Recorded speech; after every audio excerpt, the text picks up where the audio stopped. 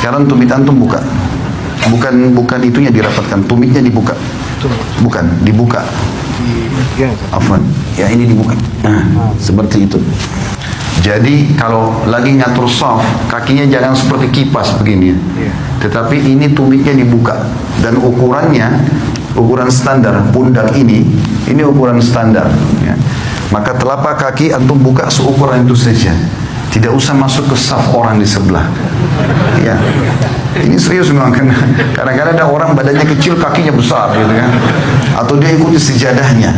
Nah, ini manfaatnya kalau kaki rapat begini, otomatis betis juga ketemu, pundak pun ketemu. Ini yang masuk dalam hadis Nabi SAW. Siapa yang sholat seperti ini tidak akan dimasuki oleh syaitan di antara safnya. Sebagaimana Nabi SAW mengatakan, rapatkan dan luruskan saf kalian, jangan buat ada celah buat syaitan, karena kalau dia ada dia akan mengganggu sholat. Oke? Sekarang antum balik ke sana, balik ke teman-teman supaya dilihat tata cara sholatnya. Coba takbir Allahu Akbar seperti yang kita sudah pelajari. Ya, ininya dihadapkan ke depan, ini rapat ya. Ini jarak kurang lebih 1 jengkal dari sini. Tidak usah dikakukan tangannya. Coba. Ya, ininya juga sejajar sama ini atau sejajar sama kuping. Ini nggak usah ikut pundaknya, tangannya aja. Ya, antum nggak usah takut, saya tidak hukum. Coba dilenturkan saja, lihat saya, dilenturkan saja tangannya, nggak usah kaku.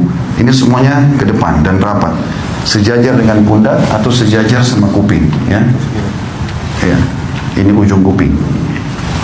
Dan ini standar tadi saya bilang. Ini standarnya. Takbir. Kalau mau ruku juga Allahu Akbar. Ya. Kalau mau sujud juga sama nanti. Sudah? Sekarang letakkan di dada. Saat takbir, ya, di ulu hati saja. Ya.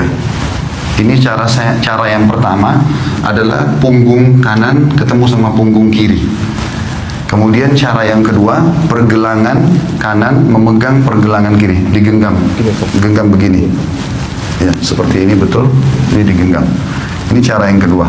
Ini biasa saja, antum biasa saja. Ini pundak jangan ikut ya. Jadi tangan kita saja. Pundak tetap biasa. Allahu Akbar seperti ini. Atau Allahu Akbar ini lebih jauh sedikit. Ya, ya, pundak tidak usah ikut. Ini saja. Baik, sekarang ruku coba. Afwan, sekarang tinggal butuh 1 orang. Jazakumullah khair. Yang duanya sudah, supaya agak lenggang. Antum balik ke sebelah sana sekarang. Coba ruku. Sekarang ruku Allahu Akbar, tidak dari awal, dari antum seperti normal lagi sholat, tangannya di sana, antum takbir Allahu Akbar, mata ke tempat sujud. Ya, ini digenggam lututnya. Ini masih melengkung, ya. Baik, ini caranya, antum turun, dadanya dinaikin, kepalanya lurus ke depan, kepala lurus lagi. Ya. Ya, seperti ini. Sekarang ini dipertahankan ya. Ya, coba lihat saya. Kalau saya sebentar Afwan. Kalau miring dibilangin ya. Kalau saya di rumah saya praktikin pakai cermin, lalu saya praktikin ruku itu. Allahu Akbar, ini saya genggam, kemudian ini saya tahan gini. Rata enggak? Ya, seperti ini. Ini terasa paha di belakang ketarik ya. Kepala juga ke depan. Ini disunnahkan Nabi SAW. Kalau antum pakai cara seperti ini, mau sejam pun rukuknya nggak masalah. Jangan turun, jangan juga naik begini. Ya. Seperti ini, dan perhatikan siku ini jauh dari tulang rusuk ya. Dan ini ditekan, ini kita tekan ke dalam. Saya sekarang tekan ke dalam dan paha saya ketarik. Coba fadhal. Ya, rukuk Allahu Akbar. Wow. Ya, ini sudah mulai. Tinggal kepafan kepala antum, tidak usah lihat ke beliau. Dagunya turun lagi, ya, gitu. Oke, ini masih naik lagi, jangan naik. Nah, gitu. Nggak usah lihat orang, lihat tempat sujud. Oke, baik. Kurang lebih seperti itu ya. Nah, cara praktik ini penting karena Nabi SAW ruku seperti ini, dan beliau dikatakan kalau taruh bejana tidak tumpah, ya. Sama dengan kalau bangun juga begitu dari ruku, kembali ke awal. Begitu bangun dari ruku, Allahu Akbar, kita bangun, Sami Allahu liman hamidah. Mata jangan kemana-mana, tetap bersujud. Ini tadi bisa 2 cara, bisa seperti ini, atau diletakkan di sini ya. Ada yang belum kita pelajari tentang masalah sujud, tapi saya akan praktekin sekarang. Sudah, jazakallah khair. Kalau mau ikut sama anak sebentar bisa. Sujud ini ada dua cara. Bisa turun lutut dulu, baru telapak tangan, atau telapak tangan dulu baru lutut. Dua-duanya bisa. Karena itu khilaf di antara ulama. Ibnu Qayyim rahimahullah memasukkan antara salah satunya boleh. Tergantung keadaan ya. Cuma yang perlu diperhatikan, kata Nabi SAW, aku diperintahkan sujud dengan 7 anggota tubuh. 7 anggota tubuh. Satu itu dahi sama hidung. Maaf, biar hidung antum rasa pesek, tetap harus kena tempat sujud. Tidak boleh kepalanya begitu, ya, sehingga hidungnya nggak kena. Ini satu paket. Kalau nggak sah ini. Ini satu paket. 1, kemudian 2, 3. Jadi ini sudah 2 telapak tangan sama dahi ini, berarti 3. Lutut 2, berarti 5. 2 telapak kaki, 7. 7 anggota tubuh ini.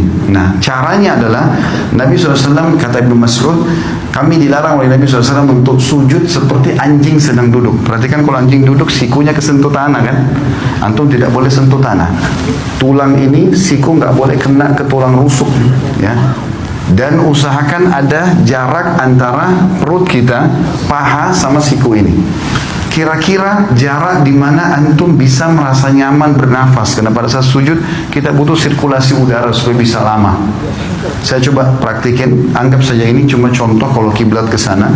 Sami Allahu liman hamidah. Maka pada saat turun bisa 2 cara. Cara yang pertama adalah kita turun biasa saja, meletakkan lutut di sini, kemudian mengambil jarak kurang lebih 1 siku ini ya. Di sini 1 siku ini jaraknya, baru meletakkan tangan di sini. Tangan itu seperti ini ya kondisinya, seperti tadi orang takbir, Allahu Akbar, lalu letakkan kepala. Yang perlu diperhatikan adalah telapak kaki juga harus rapat. Saya menghadap kiblat sekarang, afwan. Pada saat turun ini, kemudian letakkan jarak seperti ini, baru Allahu Akbar. Jangan begini ya, terlalu dekat sehingga tidak bisa bernafas, atau ada juga orang terlalu jauh. Tapi anjuran ulama adalah 1 siku dari lutut kita, kurang lebih jaraknya begini, ini kita letakkan telapak tangan di sini dan rapat semuanya seperti ini. Atau cara yang kedua itu adalah telapak tangan dulu yang turun. Telapak tangan dulu yang turun, maka tata caranya tidak boleh seperti unta duduk. Tidak boleh seperti unta duduk. Saya akan kasih contoh. Walaupun saya bukan unta. Maka cara untuk, kalau tadi kan lutut dulu sederhana cuma turun begini ya.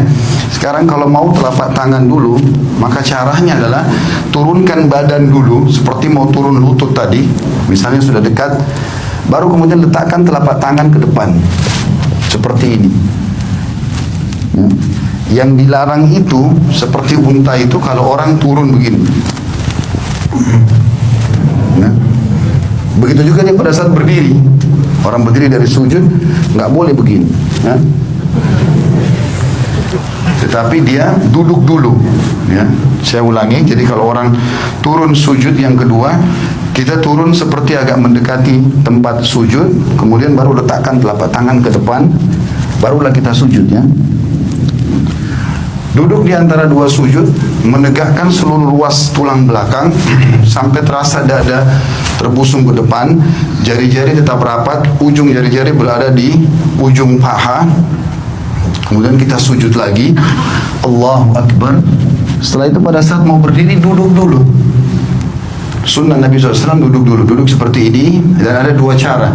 Cara yang pertama menekan paha untuk berdiri ke atas, atau menggenggam telapak tangan, ditekan lantai untuk menopang tubuh ke atas. Jadi topang ini saja ke atas ya, seperti ini. Dan kita tidak boleh sebagaimana tadi saya bilang berdirinya seperti unta itu ya. Terakhir tinggal masalah tahiyatnya saja. Tahiyat ini khilaf di antara ulama tentang 2 jenis duduk. Namanya iftirash atau tawarruk. 2 ya. Iftirash atau tawarruk. Apa itu iftirash?